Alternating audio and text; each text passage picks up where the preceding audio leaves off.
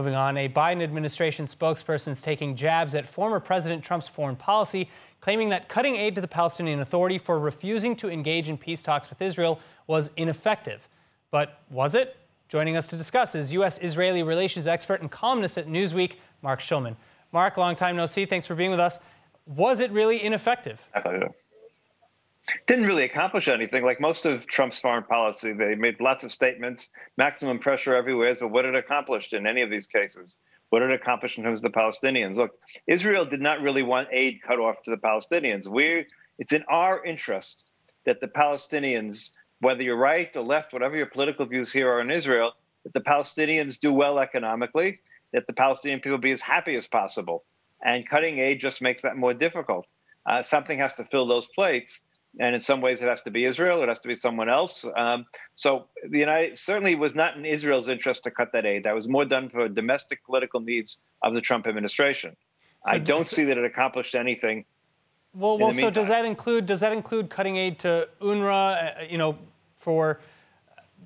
For the Palestinian Authority's payment of terror salaries? Does that include or perpetuating the terror salaries? Look, money is going to go wherever it's going to go. Doesn't make a difference. If they decide to, I'm against obviously them paying the terrorist salaries, but it doesn't make a difference. If they're going to pay it, they're going to pay it. You can pressure them as much as you want. Same with UNRWA. You can try to pressure them to change the curriculum in UNRWA schools, but this has been going on for 70 years, including all the years that Israel, Israel occupied directly a lot of those areas and didn't do anything about it. Well, the argument also goes, though, that Trump's reversal on policy with respect to the Palestinian Authority arguably played a big role in leading to the Abraham Accords. Is that considered here, or is that not? I don't think that's a significant issue, frankly. Look, most of the Arab states were tired of the Palestinian issue, generally speaking.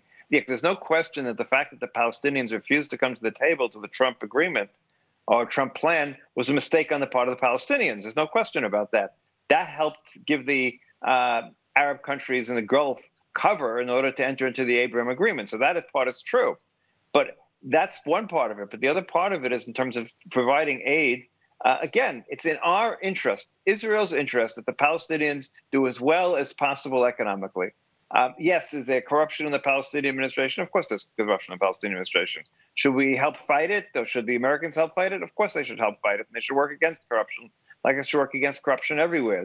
But that doesn't take away from the fact that cutting aid does not help Israel in any direct ways. For the United States to have, if the Palestinians have something to lose, if the United States have the ability to talk to the Palestinians in a significant way, is also probably in the United States, in Israel's interest. Let's not forget the security cooperation that was sort of stopped, but never really stopped, but is an important part of what's kept Israel safe these last group of years. There's been very, very little terror from the West Bank, and that's because of the cooperation that exists between Israel and the Palestinian Authority, and that was set in place by the Americans. All right, Marc Schulman, thanks so much for your insights. Have a great week.